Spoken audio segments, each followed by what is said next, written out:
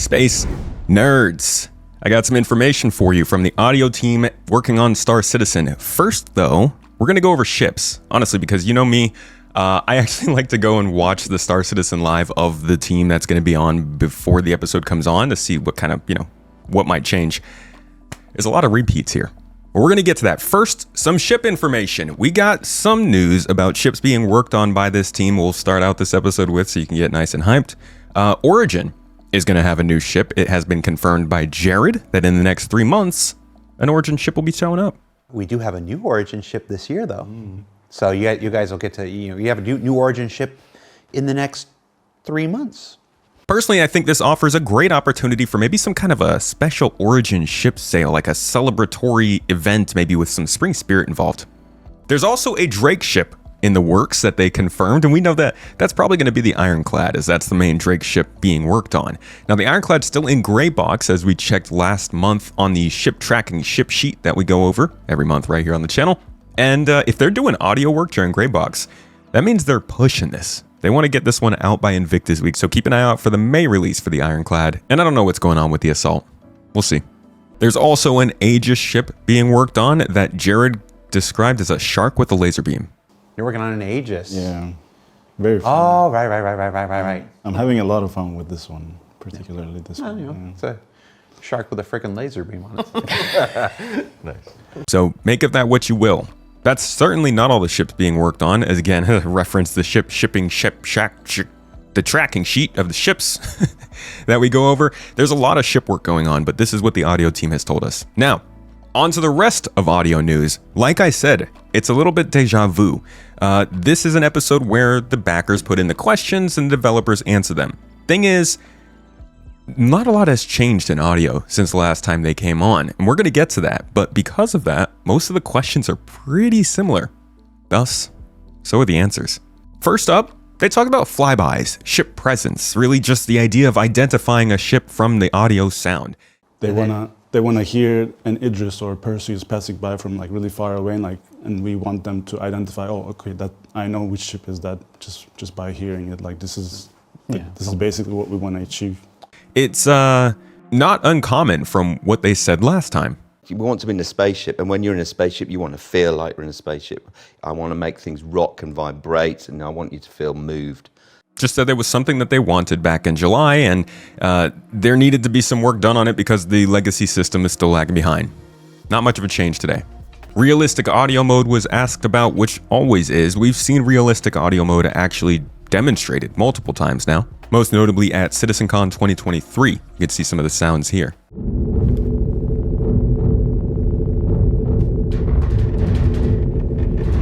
The devs today explained that basically this is going to touch every single sound, every gunshot, every gun ricocheting off of something else, every footstep, every material colliding with another material. All of the sounds in the game need to be made to work in a setting that replicates vacuum. Obviously, that means that they want the settings that don't replicate vacuum to work first, right? We know there's a lot of sound bugs, audio bugs in the game. They want all of that working perfectly fine before they move on to a secondary version of those same sounds to build the immersion.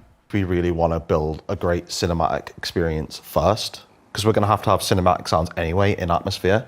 So if we can build on that foundation, then we can move on and do the realistic stuff at a later date once we've got the cinematic stuff in order, basically. Build from that. Now again, this is something that was asked about last July. The problem we have is that the game is huge and we have to treat every single sound in the game with realistic mode in order to be certain that we're giving you the experience we want you to experience. Plus, we also have, game development is difficult. Scheduling is probably the most difficult part of game development. So we're working on getting all that work into the schedule. It's not there right now. We have ships to deal with. We have ship flybys right now. Beyond that, we're going to be looking at moving all that stuff over to realistic mode, and it will be within your hands at some point. I don't want to start promising dates, though. No promising. And the answer today still rings mostly the same. It's something they want to do, but it is definitely on the back burner. They need to get the actual system that we are working with now working. The quantum drive bugs, the ammo packing bugs, all of the bugs, all the things need to actually work. One of the big things I talked about during this episode was how ships from inside of a ship can sound like there's nothing in between you and the other ship, right? So you're inside your Carrack, you can hear the Polaris flying by like you're already outside, and that's a problem. Shouldn't be like that. They need to get that kind of stuff fixed before they can move on to vacuum-influenced audio. From there, we talked about damage states, klaxons, ATC, alarms that ring over the speakers, a lot of the same stuff from last July. This is something that has been discussed. I was talking to one of our programmers about it because I've noticed that VFX have sort of variations on the thrusters based on damage, and I was like, is there a way we can tie into this and have audio kind of reinforce that as well? And I think we discussed at the time that it may be something that would work with the engineering that was recently added into it. It's not something we've fully scoped out yet, but it's definitely something we want to do. They want players to be able to tell what's going on with the ship from the audio. Something they had almost said verbatim last year. And one thing we want to bring as well with Star Audio is that we make it much easier for the sounds on the ship to be aware of what's happening to the ship itself. So something like damage to the ship's power systems would cause things like light sounds to dip a little bit, and ambiances maybe to drop and things like this, and you would feel the impact no matter where you are on the ship. Yeah, I think historically a lot of the damage state stuff was tied to like VFX and kind of binary things that are being triggered. We'd really want to kind of properly flesh out the damage states for ships, so you'd be able to hear things not working quite as well as you want. They said they wanted to do this last summer. The thing is, they've been spending most of this time fixing. Now, I'm sure you've noticed sounds have been getting better throughout Star Citizen. Ship sounds are improving. General atmosphere in these dungeons and stuff that's coming in are higher quality than before, but there's still plenty of problems. And I'm not gonna lie, it's unfortunate to see that none of the interesting feature-focused audio stuff that we've been hoping for has made much progress because they've been so focused on fixing that legacy tech debt that's built up over time. But it's kind of the story of Star Citizen. Now, the goal is to move away from binary ship damage states. They don't want it to be, you're good, you're good, you're good, and then you get shot and suddenly everything sounds completely different and you know you're in trouble. There should definitely be a gradual spectrum of like things slowly going wrong if you're taking damage.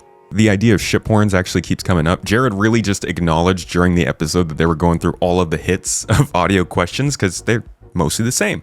Ship horns. Ship horns. I think it's yes. I want them. I can't promise them at the moment, but yeah, of course it'd be fantastic. Well, yes, I mean, this is something that's entirely possible. I mean, them making some kind of scary noise obviously would be terrific with weight and gravity. So yes.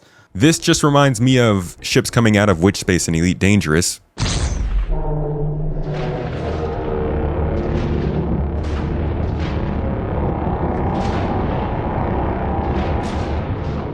Which I would love something like that from Quantum Travel. But we'll see what they come up with here. Either way, it is yet another thing that they want to do, and honestly, it makes me feel like maybe CIG should just be running the older episodes with the same teams on for like a week as a rerun on Twitch before the new episode comes out, so that we can ask the right questions or just find the answers to the questions we're having again because those haven't been fixed yet. Just going in circles sometimes. I love the audio team. I love the work they're doing. I love hearing them talk about that work, and I do not mind an episode at all. Listening to some devs talk about the good work they're doing on the game that I love. But if you're looking for some fresh, forward-facing information, this wasn't really the episode for it. And I'm glad to summarize it for you, but I would still say go watch this episode. Get a feel for what their philosophy is, how they think about these ships. What is this, 10-minute video about the summary of the things that they talked about? You're not going to get all the detail here. I'm just trying to share with you the highlights I noticed and put into context where this Star Citizen Live is. But comparing this show to like a 6-month update with Benoit, who is the CTO of CIG, so he's got a lot to talk about, it puts it into a little bit of perspective. The audio is being improved, but it's not making big steps forward right now. This team really solidified themselves last year, and last year's episode was a good introduction to the team for us to get to meet them. This was a good follow-up for them to be able to come back on and show us, hey, here's what we've done so far. It's mostly fixed stuff, but here's kind of where our minds are at in terms of Star Citizen. Either way, I hope you enjoyed this episode, got some information from it. Keep an eye out in 4.7 or in the new monthly report coming up for new audio changes, maybe a new ship or two coming out that are using some of this stuff we talked about here. Consider subscribing to the channel if you want more daily updates, and I'll see you in the next one.